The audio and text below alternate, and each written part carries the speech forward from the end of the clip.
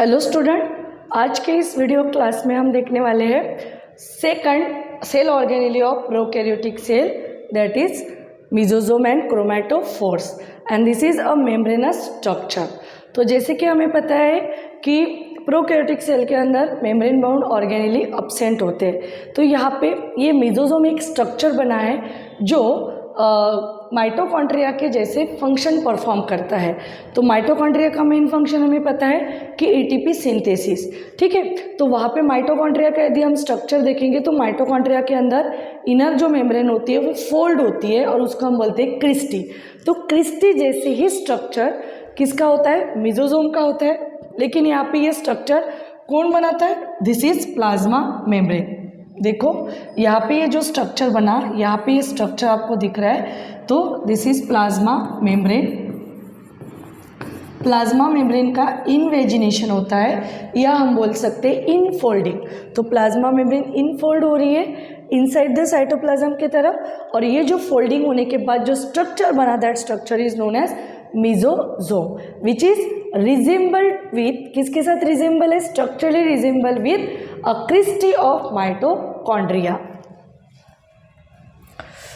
तो it is form by the infolding of plasma membrane and it includes, किसके form में present रहेगा? It may be present in the form of vesicle, vesicle के form में present हो सकता है, या in the form of tubules और in the form of lamellae, इस तरीके की लैमेली के फॉर्म में भी प्रेजेंट रह सकते हैं। तो वेसिकल्स, ट्यूब्यूल्स और lamellae. Next, functions of mesosome. अभी मेसोसोम के फंक्शंस क्या है? तो यहाँ पे एक पॉइंट आप नोट कर लेना कि उसका जो स्ट्रक्चरल रिजेंबल्स है with a cristae of mitochondria. Next function, तो अभी मेसोसोम का फर्स्ट फंक्शन है for the cell wall formation. तो प्लाज्मा मेम्ब्रेन के अबव प्रेजेंट रहेंगे आपकी सेल वॉल। यदि ये सेल वॉल डैमेज होती है तो उसको रिपेयर करने का काम या फॉर्मेशन का काम कौन करेगा? मेसोसोम। तो this is the first function perform by mesosome. Second is for the DNA, मतलब डीएनए या क्रोमोसोम को रेप्लिकेशन करना होगा, तो यहाँ पे डीएनए क्या करता है? मेसोसोम को जाके अटैच होगा और उसके बाद रेप्लिकेशन स्टार्ट करेगा। तो मेसोसोम ऑल्सो इन्वॉल्व और help in the DNA replication. उसके बाद एक बार डीएनए का रेप्लिकेशन हो गया, ये जो डीएनए है, सपोज दिस इज डीएनए, यहाँ पे जाके अटैच होगा, वो अपनी डबल कॉपी बनाएगा और डबल कॉपी बनाने के बाद वो इक्वली डिस्ट्रीब्यूट होता है into the two daughter cell with the help of mesosome. तो डीएनए रेप्लिकेशन में भी हेल्प करेगा plus distribution, equal distribution into the two daughter cell for the distribution of chromosome to the two daughter cell. Next, for the respiration and secretion. तो respiration में मतलब जो भी ATP का सिंथेसिस है, एटीपी का सिंथेसिस के लिए जो भी रेस्पिरेटरी एंजाइम्स होंगे, that respiratory enzymes present in the mesosome. और नेक्स्ट इज सिक्रीशन, मतलब जो भी मटेरियल सिक्रेट करना है, जैसे कि फॉर एग्जांपल सेल वॉल का फॉर्मेशन करना है या वहाँ पे कोई डैमेज है उसको रिपेयर करना है, तो वो मेसोसोम क्या करेगा? कुछ मटेरियल को सिक्रेट करेगा। Next, to increase the surface area. तो यहाँ पे इतने रीजन में यदि प्लाज्मा मेम्ब्रेन रहती थी तो वो यहाँ इतना ही रहती थी प्लाज्मा मेम्ब्रेन, लेकिन उतने ही रीजन में उसकी फोल्डिंग होने के कारण उसका जो सरफेस एरिया है वो क्या हो गया? इंक्रीज हो गया। तो जितना ज़्यादा सरफेस एरिया रहेगा उतना ज़्यादा रेस्पिरेटरी एंजाइम्स का कंटेंट बढ़ेगा। तो मेसोसोम का मेन फंक्शन यहाँ पे और भी है कि it increase the surface area and accordingly enzyme content, plasma membrane and enzymatic content also. तो these are the different functions perform by the mesosome, ठीक। नेक्स्ट है क्रोमैटोफोर। ये भी एक स्ट्रक्चर है, प्लाज्मा मेम्ब्रेन के फोल्डिंग से ही बनता है। तो these are the pigment containing membranous infolding in some prokaryote. सारे प्रोकैरियोटिक और सारे बैक्टीरिया के अंदर आपको क्रोमैटोफोर नहीं मिलेगा। Mesosomes are present in all prokaryotic cell, ठीक है, जो प्लाज्मा मेम्ब्रेन के इनफोल्डिंग से बनेगा। ये भी स्ट्रक्चर इनफोल्डिंग से ही बना है प्लाज्मा मेम्ब्रेन के, लेकिन इस स्ट्रक्चर के अंदर क्या प्रेजेंट है? आपके पिगमेंट प्रेजेंट है, पिगमेंट, ठीक। और ये पिगमेंट के वजह से वो फोटोसिंथेसिस कर पाता है। तो फॉर एग्जांपल साइनोबैक्टीरिया, साइनोबैक्टीरिया के अंदर आपके प्रेजेंट रहेंगे क्रोमेटोफोर, जिसके अंदर पिगमेंट होगा और पिगमेंट की वजह से वो क्या कर सकते हैं, फोटोसिंथेसिस। चलो नेक्स्ट, न्यूक्लियोइड। तो ये थर्ड स्ट्रक्चर या कंपोनेंट हम बोल सकते हैं प्रोकैरियोटिक सेल का। तो जैसे कि in case of the eukaryotic cell nucleus is present, लेकिन यहाँ पे हम न्यूक्लियस बोलते हैं अब्सेंट होता है, लेकिन न्यूक्लियस अब्सेंट है मतलब जेनेटिक मटेरियल अब्सेंट नहीं है। जेनेटिक मटेरियल तो लगेगा क्योंकि वो सेल को ग्रो होना है, डेवलप होना है, या हम बोल सकते हैं वो सेल को डिवाइड होना है, खुद की ग्रोथ करनी है और वो डिवाइड करना है। तो डिवीजन के लिए इंफॉर्मेशन प्रेजेंट रहेंगी जेनेटिक मटेरियल के अंदर, और genetic material is present in the form of nucleoid.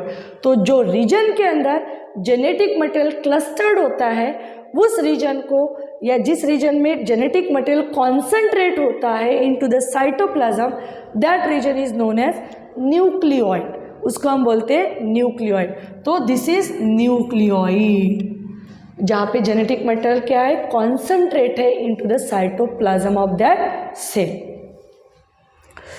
It is a form of a non membranous, membrane bound नहीं है, नेकेड, जिसको हम बोलते हैं नेकेड, ठीक, circular genomic DNA, single chromosomes, genetic material and with protein. But कौन से protein, non histone protein, non histone, but कैसे होंगे, बेसिक प्रोटीन, बेसिक प्रोटीन, ठीक है, क्योंकि डीएनए निगेटिवली चार्ज होगा और बेसिक प्रोटीन ये पॉजिटिवली चार्ज होंगे, तभी जाके वो डीएनए वो प्रोटीन के ऊपर क्या होगा, रैप होगा ड्यू टू द अट्रैक्शन, ठीक, अपोजिट चार्जेस के अंदर अट्रैक्शन की वजह से डीएनए प्रॉपरली प्रोटीन के ऊपर फोल्ड हो सकता है। Next, many bacteria have small circular. अभी in addition to this genomic DNA, genomic DNA तो प्रेजेंट रहेगा, जो क्या बोल सकते हैं हम, सर्कुलर होता है। एक चीज़ ध्यान में रखना, सर्कुलर होगा, सिंगल होगा, सर्कुलर सिंगल डीएनए, जिसको हम बोलते हैं genomic DNA. In addition to that genomic DNA, some bacteria possess the extra DNA, extra DNA present रहेगा outside the genomic DNA, and that DNA is known as plasmid, उसको हम बोलते हैं plasmid. It gives the some unique feature और phenotypic characters. तो जैसे genomic DNA के अंदर इंफॉर्मेशन प्रेजेंट है फॉर द डिवीजन, प्लाज्मिड के अंदर ये भी डीएनए ही है, सर्कुलर डीएनए लेकिन स्मॉल साइज का है। कैसे रहेगा ये plasmid, it is again a circular but कैसे रहेगा, small, circular and small DNA, जिसके पास फिनोटिपिक कैरेक्टर्स प्रेजेंट होते हैं, जैसे कि for example resistance to the antibiotics to that bacteria. तो कुछ बैक्टीरिया रेजिस्टेंस शो करते हैं, मतलब एंटीबायोटिक की ट्रीटमेंट लेने के बाद भी बैक्टीरिया किल नहीं होते। क्यों नहीं होते, क्योंकि उनके पास एक एक्स्ट्रा क्रोमोसोमल या एक्स्ट्रा जीनोमिक डीएनए बोलते हैं हम, जिसको हम बोलेंगे प्लाज्मिड प्रेजेंट होता है, और वो प्लाज्मिड के अंदर जीन होंगे और वो जीन दैट मतलब वो एंटीबायोटिक रेजिस्टेंस शो करते हैं। तो एंटीबायोटिक के अगेंस्ट वो कुछ प्रोटीन या कुछ ऐसे केमिकल सीक्रेट करेंगे जिसके वजह से वो एंटीबायोटिक के ट्रीटमेंट की वजह से किल नहीं हो सकते, ठीक। तो प्लाज्मिड ये is not present in all bacteria, it is present in some bacteria, ठीक है। Next, cell organelle is flagella, ठीक। तो ये फ्लैजेला सरफेस स्ट्रक्चर है which is present outside the cell या present on the surface of the cell. तो यहाँ पे जैसे कि हम देख रहे हैं, दिस इज फ्लैजेला, सिंगल है तो फ्लैजेलम, और फ्लैजेलम का यदि हम स्ट्रक्चर देखते हैं तो फ्लैजेलम कंसिस्ट ऑफ, उसकी जो बॉडी है कंसिस्ट ऑफ फिलामेंट प्रेजेंट रहेगा, दिस इज हुक, और लास्ट में रहेगा बेसल बॉडी, बाय डायरेक्शनल और रोटेटरी मूवमेंट, और यूनिवर्सल जॉइंट हुक, और ये है फिलामेंट हेलिकल स्क्रू। तो उसकी बॉडी मतलब जो भी फ्लैजेला की बॉडी होंगी consist of 3 part, long filament shaft, उसके बाद हुक, एंड लास्ट जो पॉइंट है वो है आपका स्ट्रक्चर है वो है बेसल बॉडी, जो एम्बेडेड होंगी इन द प्लाज्मा मेम्ब्रेन। तो basal body consist of number of ring, basal body consist of number of rings, rings present रहेंगे जो प्लाज्मा मेम्ब्रेन और सेल वॉल के अंदर फिक्स रहेंगे। These are the thin filamentous extension of a cell wall। और extension कैसे, inside नहीं outside extension of cell wall of motile bacteria. तो जिस बैक्टीरिया के अंदर फ्लैजेला प्रेजेंट है that bacteria is known as motile, और जिसके अंदर नहीं है उसको हम बोलेंगे नॉन मोटाइल मतलब फ्लैजेला इज एब्सेंट, फ्लैजेला इसमें एब्सेंट रहेगा तो वो मूव नहीं कर पाएंगे। Their number and arrangement are varied in different bacteria. ठीक है, तो उसका नंबर कोई फिक्स नहीं होगा, वो कम ज़्यादा हो सकता है। Bacterial flagellum has 3 parts, filament, hook and basal body. The filament is the longest portion, सबसे बड़ा लंबा पोर्शन है, and the extend from the cell surface to the outside. Next pili and fimbriae. तो अभी देखो इसका फ्लैजेला का main function क्या है, मेन फंक्शन इज मोटिलिटी, यहां हम बोल सकते हैं मूवमेंट, यहां हम बोल सकते हैं लोकोमोशन। यदि बैक्टीरिया को मूव होना है एक जगह से दूसरी जगह पे तो with the help of flagella the bacteria can move. Next है pili and fimbriae, it is again a surface structure. ठीक, ये भी सरफेस स्ट्रक्चर है, and that have no role in motility, movement में कोई रोल नहीं है। तो उसका मेन रोल है adherence, attachment to the other bacteria और टू द सबस्ट्रेटम। ठीक, एंड पिलाई और पिलस, सिंगुलर यदि बोलते तो pilus, elongated tubular structure made up of the special protein known as pilin protein. और फ्लैजेला ये कौन से प्रोटीन से बनता है, tubulin protein, sorry flagellin protein. यहाँ पे हम लिख लेते हैं this is made up of flagellin protein,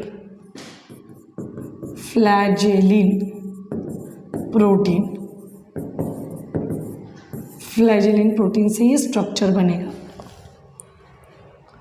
next, ठीक है, fimbriae are the small bristle like fibres.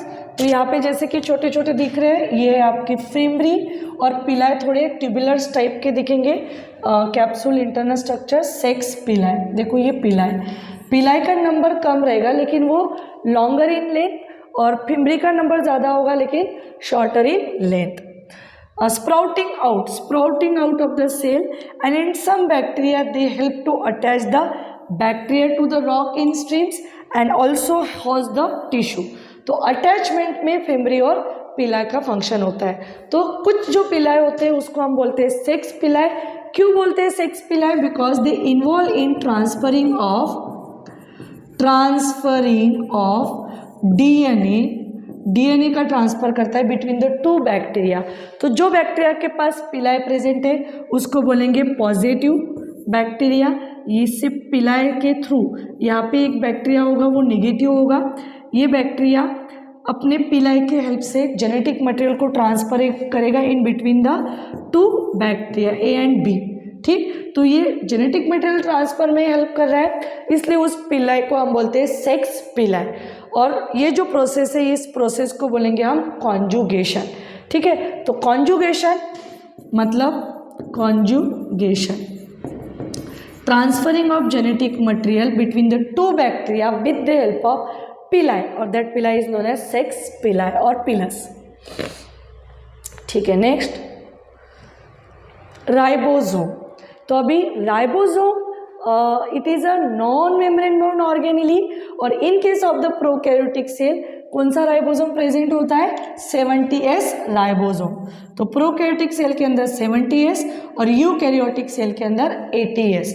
ये जो राइबोसोम्स होते हैं ये 2 सब यूनिट से बनते हैं, स्मॉल सब यूनिट और लार्ज सब यूनिट। तो स्मॉल सब unit is 30S and large सब unit is 50S in case of the prokaryote, और यूकैरियोट के केस में 40S और 60S। तो अभी यहाँ पे ये जो S है, S stand for the unit. तो जैसे कि यूनिट होता है किलोग्राम, ग्राम, लीटर, मीटर, इस तरीके के यूनिट होते हैं। सेम यहाँ पे एक स्वेडबर्ग यूनिट होता है जो सेडिमेंटेशन कोएफिशिएंट को मेजर करता है। तो जैसे कि लीटर, लीटर या हम बोल सकते हैं वेट को यदि हमें मेजर करना है तो हम ग्राम या किलोग्राम में करेंगे, ठीक। लेंथ को यदि करना है तो मीटर में करेंगे, किलोमीटर में मेजर करेंगे। वैसे ही यदि कोई भी पार्टिकल का सेडिमेंटेशन रेट यदि हमें मेजर करना है, कौन से रेट से वो सेडिमेंट होता है, तो उसको मेजर करने के लिए जो यूनिट होता है that unit is known as Svedberg unit. उसको हम बोलते हैं स्वेडबर्ग यूनिट एस, ठीक। तो 30s मतलब उसका सेडिमेंटेशन 30 पे होता होगा, 50 मतलब 50 पे होता होगा, और यदि ये दोनों को यदि हम कंबाइन करते हैं तो एक राइबोसोम बनेगा जो 80s नहीं रहेगा, वो रहेगा 70s, ठीक। अभी ये जो राइबोसोम है, ये राइबोसोम देखो किससे बनता है, तो ribosome is made up of the RNA, ribosome is made up of the RNA and protein, इसलिए राइबोसोम को हम बोलते हैं ribo nucleo protein molecule. Ribosome को हम क्या बोलेंगे, राइबो न्यूक्लियो प्रोटीन मॉलिक्यूल। क्यों, क्योंकि ये किससे बनता है, ribo nucleo protein molecule, RNA plus protein, different types of protein. और ये आरएनए कौन सा आरएनए होगा, दिस इज आरआरएनए, ठीक है। और small R stand for the ribosomal RNA, ठीक है। जैसे कि हमें पता है आरएनए 3 टाइप के होते हैं, आरआरएनए, एमआरएनए और टीआरएनए। तो जो आरआरएनए है वो राइबोसोम को बनाने में हेल्प करता है, इसलिए उसको हम बोलते हैं राइबोसोमल आरएनए। तो ribosome is made up of rRNA plus protein, that's why this ribosome is known as ribonucleoprotein molecule, and they are associated with the plasma membrane of prokaryotes। तो जैसे कि हम देखेंगे यूकैरियोटिक सेल के अंदर ribosomes ये ER endoplasmic reticulum को attach होते हैं, लेकिन in case of you prokaryotic cell ER is absent, कोई भी मेम्ब्रेन बाउंड ऑर्गेनेली नहीं है। तो ये जो राइबोसोम्स होते हैं, ये राइबोसोम्स प्लाज्मा मेम्ब्रेन को अटैच होते हैं। तो there are 2 types of ribosomes are present, one is fix and second is free. Free वाले प्रेजेंट रहेंगे इन साइटोप्लाज्म, फिक्स वाले प्रेजेंट होंगे और एसोसिएट होंगे with the plasma membrane, and there are about 15 nanometer by 20 nanometer in size. तो ये सबसे smallest size के होते हैं, smallest size organelle, smallest size organelle.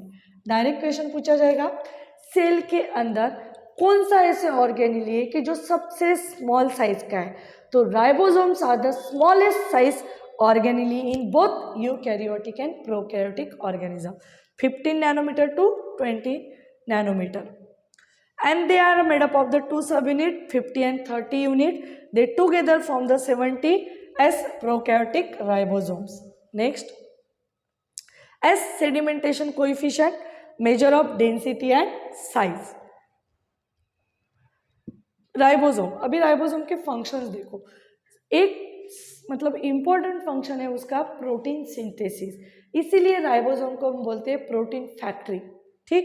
तो अभी देखो, ribosomes are the site of translation. What is mean by translation, protein synthesis, and several ribosome में attach to the single mRNA. मतलब यहाँ पे ये जो ग्रीन कलर का स्ट्रक्चर दिख रहा है ये हमारा एमआरएनए है, ये हमारे राइबोसोम्स है। एक एमआरएनए को मल्टीपल और नंबर ऑफ राइबोसोम अटैच होने के बाद जो स्ट्रक्चर बनता है उसको हम बोलते हैं पॉलीसोम। उसको हम क्या बोलेंगे, पॉलीसोम और poly ribosome. Poly means multiple ribosome attached to the single mRNA, and this condition is observed during the translation। ये कंडीशन कहाँ पे मिलेंगी आपको, ऑब्जर्व होंगी ड्यूरिंग ट्रांसलेशन, मतलब प्रोटीन सिंथेसिस। जब भी प्रोटीन का सिंथेसिस होता है during that time number of ribosome attach to the single mRNA, and that condition is known as polysome और पॉलीराइबोसोम, ठीक है। तो प्रोटीन मेन फंक्शन है उसका प्रोटीन सिंथेसिस, इसलिए उसको हम बोलते हैं प्रोटीन फैक्ट्री, प्रोटीन फैक्ट्री, ये ध्यान में रखना, दिस इज इंपॉर्टेंट।